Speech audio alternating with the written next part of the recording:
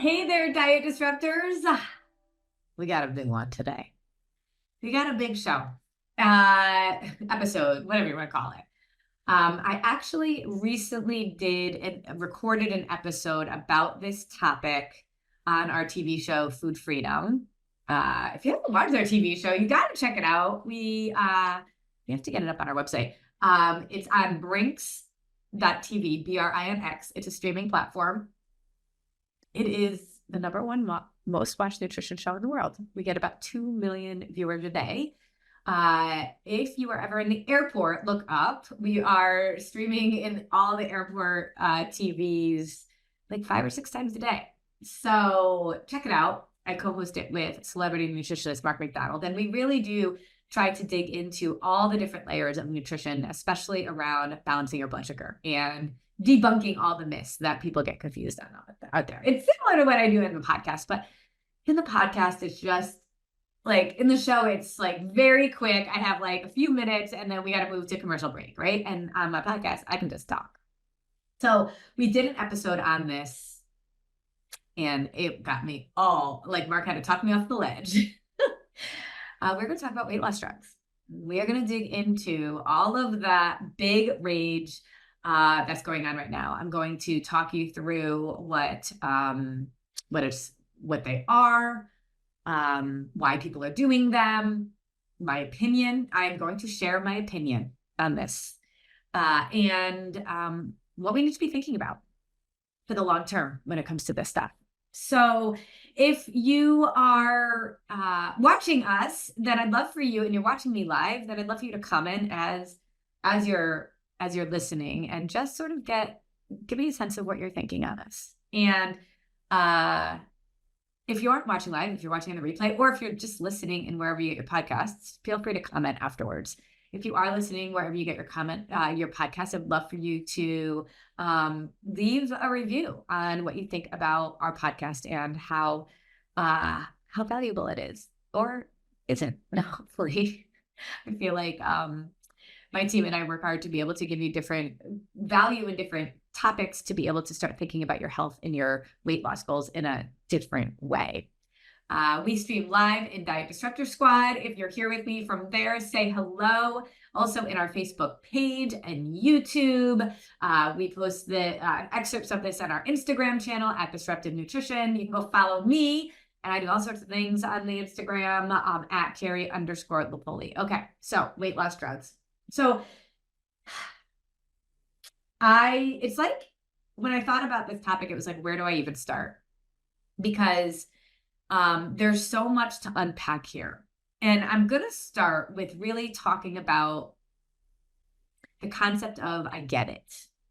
I get why these weight loss drugs like Ozempic and Wegovy and all of that are so attractive at the surface.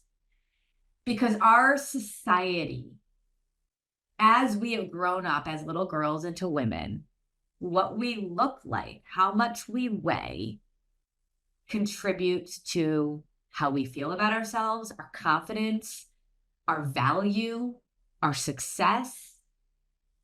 Like, we know that. Even without social media.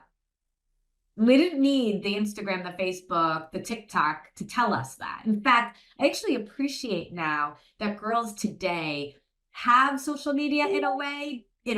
Trust me, I have teenagers. I get it. But there's a dissenting voice. I get to have a voice in the realm of that media. Other people that are trying to discredit the notion that our value as women lies in the scale can live somewhere that girls can hear. When we were girls, we didn't have that. Commercials like Special K, Pinch an Inch, right? Magazines, posters, everything was one-way communication. We couldn't respond. We couldn't create our own content. It just had to be what they told us. And I think that's part of the problem of why we're where we are now, because, where we are now is all to do with our history. It's like that with our government, with race, with equity, it all has to do with history. That's why history is so important. So we have to take a step back and look at how we got here today because of that one-way communication, of believing people at their word about what we needed to do. It's so pervasive that it seeps into who we get our medical advice from. Doctors, make no mistake about it, doctors are not given the training to understand how to help you really truly prevent weight gain. They aren't. Our number one client at Disruptive Nutrition is doctors. I know this. I work very closely with doctors all around the country, and I know where the training is. It's around keeping patients alive versus focusing on a quality of life. It's around pharmaceutical because that is where the money is. So a doctor that has 10 minutes with you is not able to really give you the ins and outs of what to do preventatively because, well, A, they don't know, they're not trained in that way, but it's much faster to grab that script, write it, and send you on your way. And I'm not saying that all doctors are doing that, but that is how they are trained. They have to work really hard to go against that mold. They're not paid to give you nutritional advice, really, truly. The insurance companies will not pay for you to do preventative. They're not going to pay for your gym membership. They don't pay for a nutritionist necessarily. There are some insurance policies that will do some sort of support, but you have to be a very specific type of person that I guarantee you is not focused on the things that you need to be focused on. They're not paying for any of the, like your strength training. They're not paying for the things that, will keep you from having a disease. But if you fall and break your hip, then they'll pay for physical therapy, right? They're not going to pay for you to be able to learn how to keep your body in a place of homeostasis, blood sugar stabilization, all of that, until you actually get diabetes. They won't even pay for medication at pre-diabetes. It's diabetes, but by then it's too late. And what's so crazy is when I think about cancer, when I think about, gosh, if anybody that's had cancer has lost a loved one to cancer, and if I had said to you, I guarantee you a way that you could prevent getting cancer, it would be, that's what we're looking for, right? We are much less effective at curing cancer once somebody gets it. But we don't look at metabolic disease in the same way, even though diabetes it's not as fast of it. Like when we hear cancer, it's like, right? Like it's scary because we know the death rate of cancer can be high depending on what you have, the survivor rate. But diabetes is so close to that same type of prognosis. It's a math equation. You're only going in one way. Now, it may take a while because we have medication that can tame it. It doesn't reverse it. It's inevitable. Unless you actually do something different, you are going down a path that has the same ending as cancer. And in some ways, it is, to me, it's not that different because once you have diabetes, you have a very high chance of having dementia, Alzheimer's, every other metabolic disease. And sometimes it's high cholesterol, high blood pressure first, and sometimes it's diabetes first, and then the other things. And my husband's cousin, his leg had to be amputated, and then he died.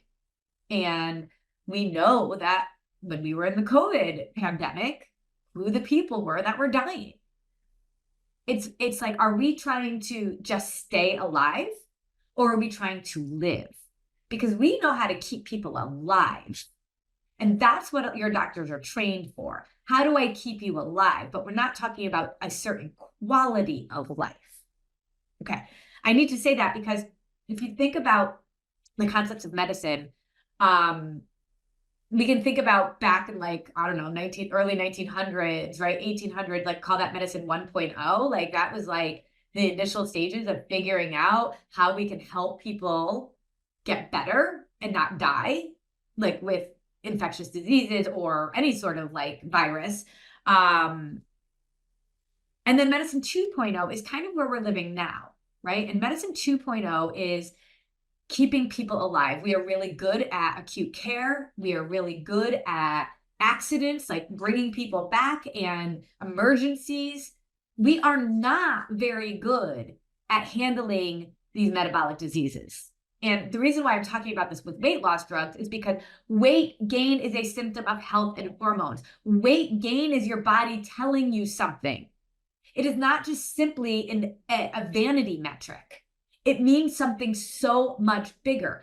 But your doctors are not trained because they're in medicine 2.0. 2.0 is basically run by the pharmaceutical companies. And so we are looking for quick fixes. 2.0 is take a pill, take a medicine, and then be on your way. Because the goal is not quality of life, it's simply being alive, not dying. There is a wide range between not dying and actually living. And medicine 2.0 is focused on not dying at the moment. But by the time we have a diabetes diagnosis, we are aging faster, dying faster, and living a much poorer quality of life. If you are taking care of your parents right now, you know what I'm talking about. But how you actually deal with it is it when you get diabetes, that's almost too late. And certainly the way that we actually address it is what Dr. Mark Hyman calls name, tame, and blame. So we just name, blame, and tame, name, blame. We name what it is. We blame, yeah, your lifestyle brought you here. Like that's what diabetes is, you guys, it's lifestyle. That's the thing with cancer. It shows, it's almost like no boundaries, right? It can be anyone. Diabetes, we know exactly what got you there. It is lifestyle. I do not care if you had if your mother had diabetes. It's your lifestyle that brought you there. And so that instead of actually, reversing and reverse engineering how to get back, we could actually not just maintain our level of health that we have in our 40s, or 30s or 40s, but we'd actually could exceed it. But we don't. Our lifestyle is what brought us here. And then we think that there is a drug or a pill or a medicine that is going to fix it. It will never fix it. It will just slow down death while reducing the quality of life. Medicine 3.0, which is what I am hoping we'll get to at some point, Medicine 3.0 is not going to be as popular because Medicine 3.0 actually requires you to do stuff. It's going to require your doctor to do stuff that they don't necessarily in our current medical 2.0 system get paid for and be educated in a way that they've never been educated for. So, and you can talk to Dr. Anna Toker. You can go and follow her on Instagram. She's somebody that's been on my podcast. I'm very good friends with her. She is one of the only doctors that I know that will just tell it the way it is. And she said, I'm absolutely paid by the pharmaceutical company. If I don't write a prescription, I will not get paid, is basically what she knows. So let's talk about these weight loss drugs. Knowing that we are in medicine 2.0, knowing that we are about not dying. This medication was for diabetics. Okay. Now, again, we're not actually teaching lifestyle changes. We know that diabetics should, but you want to know what the dirty secret is? Your doctor doesn't think you're going to do it. There's something you're going to do it. You got yourself into this situation because of lifestyle, and they don't think you're going to change your lifestyle. I don't believe that. I know because of all of the people that I've worked with over the years, we have literally transformed behaviors. As a behavior specialist, that's sort of what it takes. The food thing is the easy part. It's actually teaching you how to change the behaviors that have become so automatic, as well as our thinking, right? If you believe you don't have time, if you believe that, eating healthy sucks, if you believe that you should be able to eat all that you want whenever you want it, if you believe that you are sugarholic, then you'll never be anything other than mistakes. So we got to work on training that. That's medicine 3.0. But it's harder, but it's what we need. Think about in our 60s and 70s, we didn't have this happening. So why do we have it now? Well, our processed food industry is killing us. It's cheaper to buy ultra processed food, but it's chemicals in our body, and our body is not meant to be a chemical set. When we were cooking at home more, we didn't have these issues as much. We are all about grab on the go. So we need to be able to figure out, how do we live a busy life and be able to do grab and go and not get diabetes, not kill ourselves, not age faster, not reduce our quality of life. But here we go around weight loss. So many of us have been fighting this weight loss thing. And because what we learned in our history was weight gain means you are not as valuable a person, we need to lose weight in any way possible. And because we have always been taught, all of us have been taught, taking less than you burn, taking less than you burn, taking less than you burn. There's no social media telling us otherwise. Our doctors are even telling us that. So when that is the communication that you're hearing, and you're not hearing a dissenting voice, that becomes part of your identity. I know I have to just eat less, move more. I don't want to. Why don't you want to? Because it's miserable. It's miserable to feel like you're deprived all the time.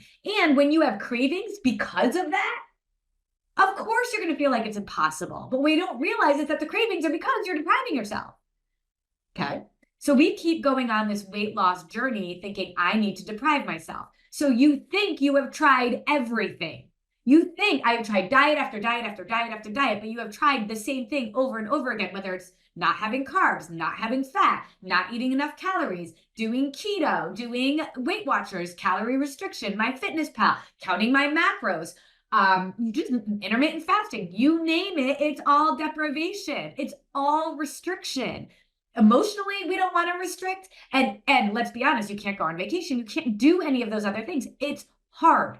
So if you have been trained your whole life, and your doctors have been trained that the only way to lose weight is to not eat, but we know how miserable not eating is, and eventually we start eating again, and then we feel like we were a failure, that we didn't know what we were doing, or that we didn't have enough willpower, instead of the fact that physiologically your body just can't handle that. We are actually we are undernourished and we are malnourished in this country. Full stop. So a healthy body will not release weight. A healthy body will not release weight. And if you are gaining weight, then that is a sign that you are not in the optimal health range. So when we realized that this weight loss drug could help diabetics lose weight, we kept thinking losing weight is the thing. That's what makes us healthy. It's not.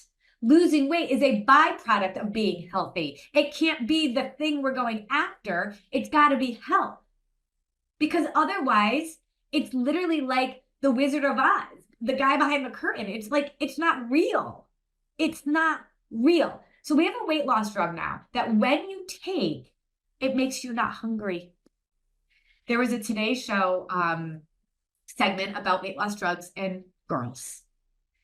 Don't get me started about it. It really gets me all into a whole thing. We'll have to do a whole podcast on that. Weight loss drugs and girls. And so basically the mom of this girl had tried all the things. She went and did gastric bypass. Gastric bypass does not make you healthy. The majority of people that go through gastric bypass has multiple medical issues and they gain the weight back. Why? Because you can have a smaller stomach, and also our stomach is a muscle, so it will continue to don't even get me started. But you can spike your blood sugar on a smaller stomach. It doesn't matter. It's just restriction, more restriction. But it's like lose weight at any means possible, because if I lose weight, I'll be healthier. And I hear all the time, well, if I wasn't so heavy, my bone and joints won't hurt as much. Yeah, true. But if you lose weight in a way that is completely unhealthy, you are actually reducing your, impacting your bone density, your muscle mass. That's not going to help your bone and joints. There'll be less weight on it, but you're more fragile. You're less healthy. You're not thriving. That is not going to help your thing, but we never learned that. We just kept saying restriction, restriction. So we have a weight loss drug that when you take, it makes you not hungry. So we think I'm not supposed to eat. I'm supposed to eat as little as possible. And this girl on Today's Show, her mother went through gastric bypass. When she went through puberty, she gained 20 pounds. Well, no wonder her mother gained all the weight back, because because she didn't know how to eat. So how could she teach her daughter how to eat? So if her daughter gained 20 pounds at puberty, of course, because we don't know how to balance our blood sugar, nobody knows how to actually eat in a way that's simple and satisfying and sustainable. It's something we can do forever. So she gained 20 pounds. We get that. So instead of like, all we know is to just eat less. And all she kept saying is like, my value is in the number, 20 pounds, 20 pounds. I gained 20 pounds. I am no good. I have no confidence. I'm not allowed to be confident if I gained 20 pounds. So that's the message she was hearing. And so what does the mom do? Puts her on a weight loss drug. Now, mind you, because she went on a weight loss drug. So now mother and daughter are shooting themselves in the stomach. Mind you, this isn't about health because the side effects are so insane and you have to do it for the rest of your life. And we have zero studies, zero about the impact of this long-term. But we do know that stomach paralysis is a side effect. Nausea is a side effect, but even forget the side effects. It makes you not hungry. So this mom on Today's Show says, oh my gosh, everything was up here. Food for me was up here. And I'm like, yeah, no kidding. That's why we actually have to deal with the root cause. And she's like, now I don't think about food anymore. So it's no longer here. No, it's still here. Your body's just literally suppressed. It's an appetite suppressant. And because it's made for diabetics, it's actually causing many people to have their blood sugar go dangerously low and they can't eat because they're so nauseous. And you're not eating. But now, because we're not starving and miserable, right? We think it's working. So this girl, she lost the 20 pounds. Before she went on it, she was eating 4 chicken nuggets a day. And her mother was like, yeah, that's kind of what you got to do. And now she's eating 4 chicken nuggets a day because she's not hungry. And she's, quote unquote, losing weight. And she's going to have to be on it for the rest of her life. What are we doing? Do you want to lose weight or do you want to get healthy?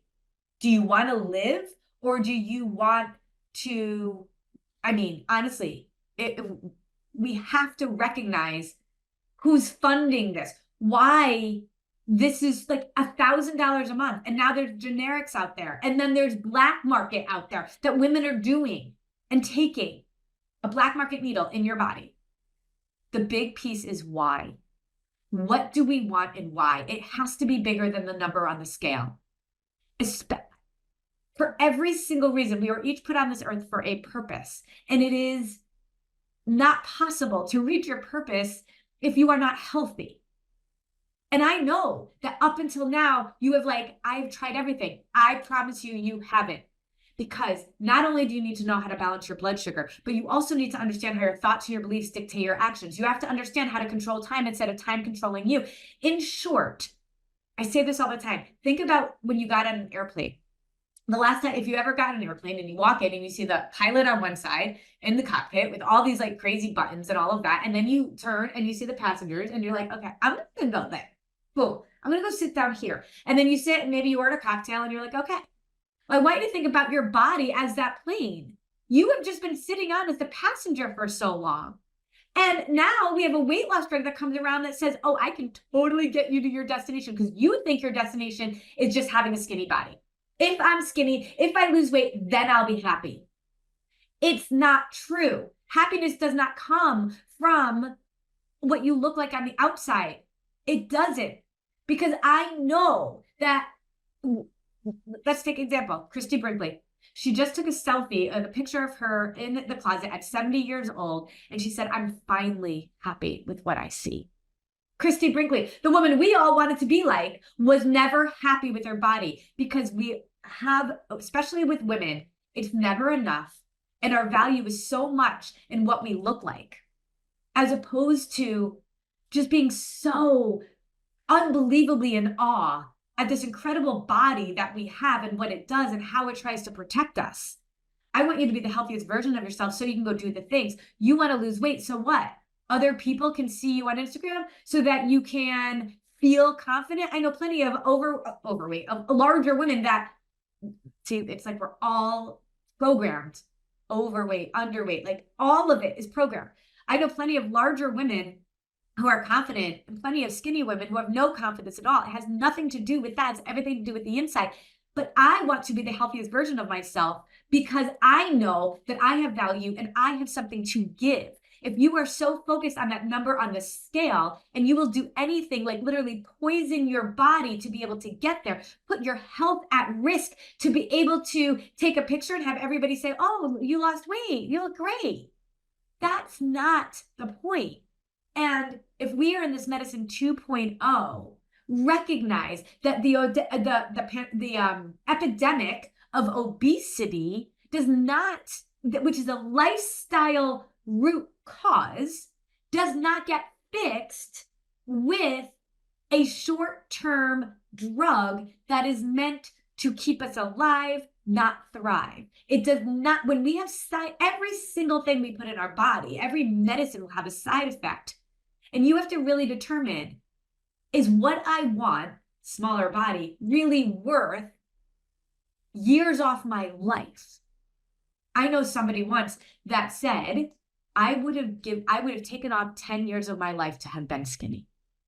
And when we finally started working with him and he lost over 100 pounds by fueling his body and eating, having more energy than he ever had before, and now he's actually supporting other people to live with that same food freedom. Thank God he didn't do that anymore, because the world would have missed out on who that person was supposed to be. And he just wanted to be skinny. If you are on a weight loss drug and you are diabetic and you're like, oh, like, it's saving my life, I get it. And if you aren't actually thinking about and doing something about changing your lifestyle, learning, getting an education where you become your own nutrition coach, essentially, then it won't, you have to keep taking more and more and more, and the disease will catch up with you. It will. But this is my point about cancer. If I had said there's a guaranteed way to not get cancer, we would all do it. If I'm saying to you, there's a guaranteed way, honestly, to not get diabetes. It's around the concept we teach, eating protein, fat, and carb every 3 hours, PFC every 3, as well as making sure that you have the strong mindsets to show up for yourself so that your 6 spinning plates are constantly spinning. Nutrition, exercise, hydration, sleep, managing your stress, and supplementation.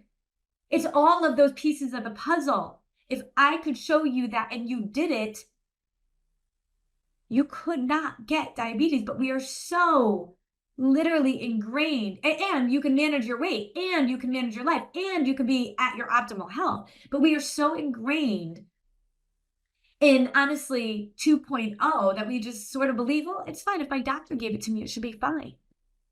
We need to take a really big step back and recognize giving this to our kids instead of actually putting in the funding to make sure that our kids are educated, that our school lunches are not disgusting and completely unhealthy, that we are a society of high expectations for ourselves instead of Amazon Prime, where we expect a delivery to be in the same day.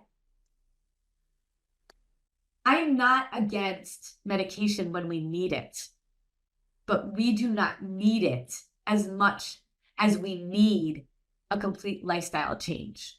There's a reason why there are certain people that are in their 80s and 90s and they never have to go on medication. And then there are people that are in their 30s and 40s that are already on high blood pressure medication, already on have high cholesterol, already are pre-diabetic or insulin resistant. And by the time they're 50 and 60, you guys, it's a math equation, 2 + 2 = 4. And a weight loss drug is not going to save your life. It will keep you alive, maybe, but it's not going to save your life. And when it comes to weight loss, maybe you'll lose weight, but your body does not want to release weight if it's not healthy. So you're fighting this battle that's expensive and that's scary. Why not at least first get yourself educated so that you can then know that you have a foundation? And if you still need that medication, if you still need to take additional steps, you at least know right here that I've done what I needed to do. And I continue to show up for myself because I know I'm here for a purpose and I know I'm here to thrive, not just survive. So that's sort of the piece that I'm like, we've got to be smarter about this, you guys. Stop thinking that there is just this quick thing that you're going to be able to do and it's going to cause happiness. There's nothing more empowering than saying, I'm showing up for myself and then actually showing up for yourself. Okay, maybe it's controversial. Maybe you're like, oh, Carrie, you can't say those things. And you can see why, like, I don't have this much time on my TV show. So I got to say it where I can. Let me know your thoughts. And how do we work with you to be able to do that?